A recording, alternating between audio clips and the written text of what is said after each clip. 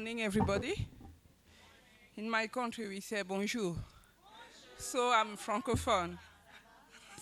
Thank you very much, Sava. And my English teacher is in the room. Okay.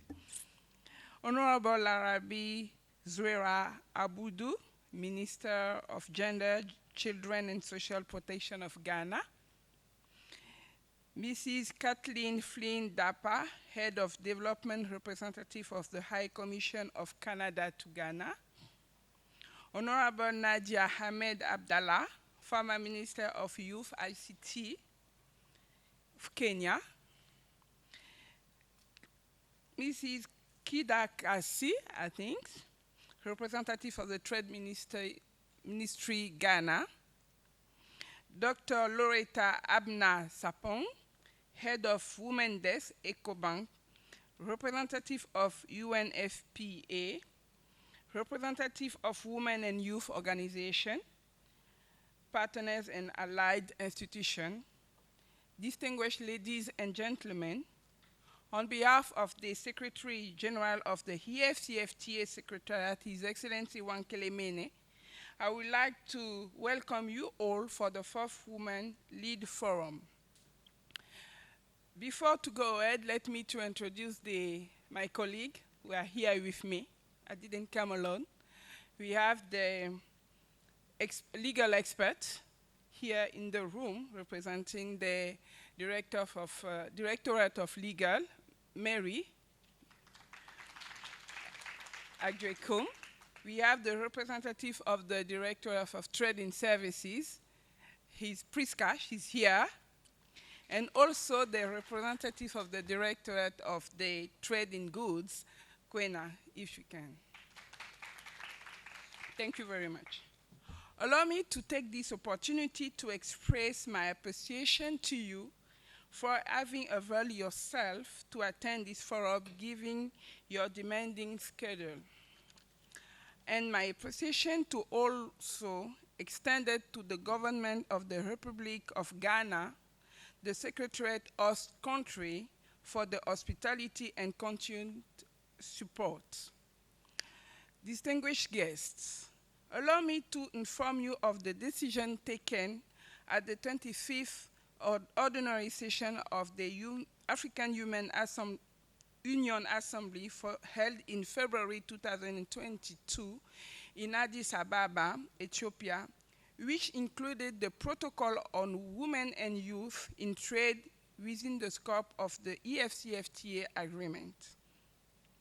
The inclusion of this protocol within the scope of the AfCFTA agreement is founded on the commitment of the AU Assembly to broaden inclusiveness in the operation of the AfCFTA through intervention that support youth, African, women, and small and medium enterprises, as well as integrating informal cross-border traders into the formal economy by implementing the simplified trade regime.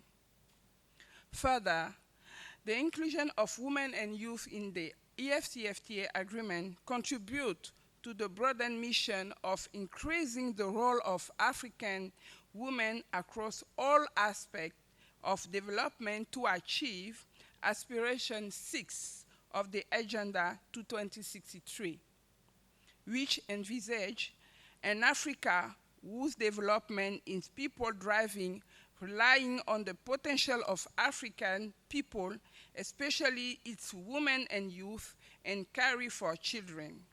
And the United Nations Sustainable Development Goals number 5, to attain gender equality and empower all women and girls by 2013.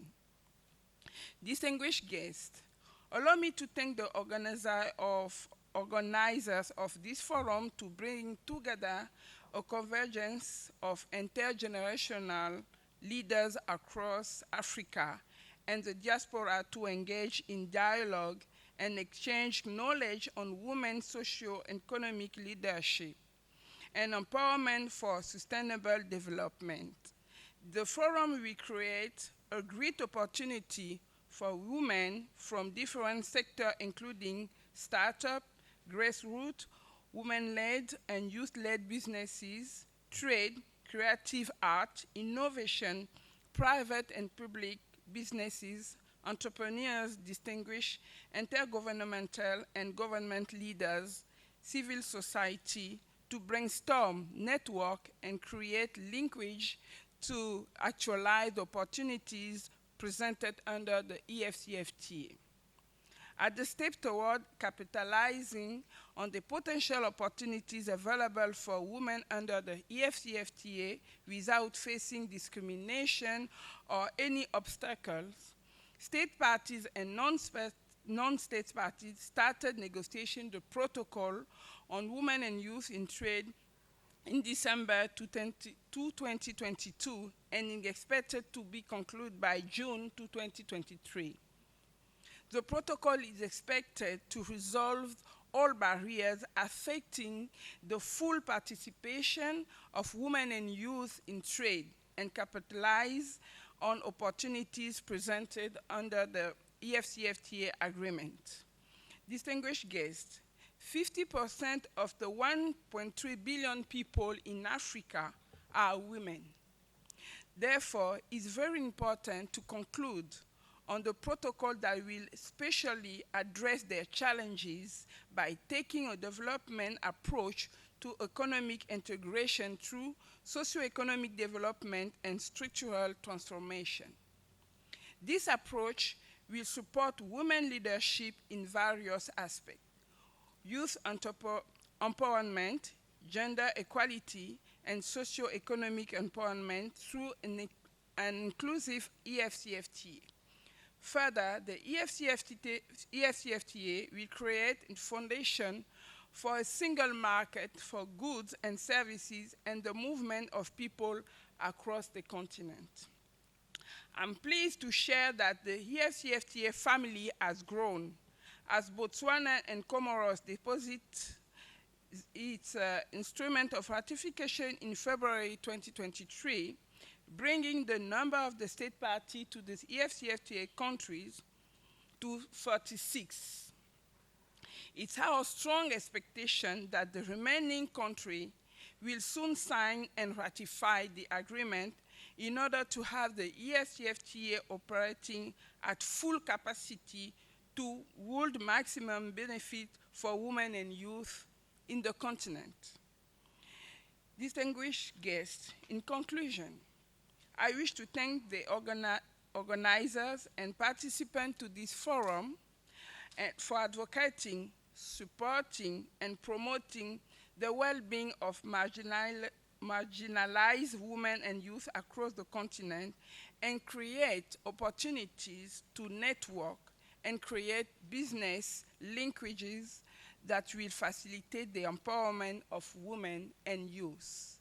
We need to build our collective achievement to help attain the goals we have set for ourselves. Continental integration for the economic transformation of the continent, the Africa we want. With these few remarks, I wish you successful forum. Thank you very much for your kind attention, and thank you for your indulgence for my pronunciation. Thank you.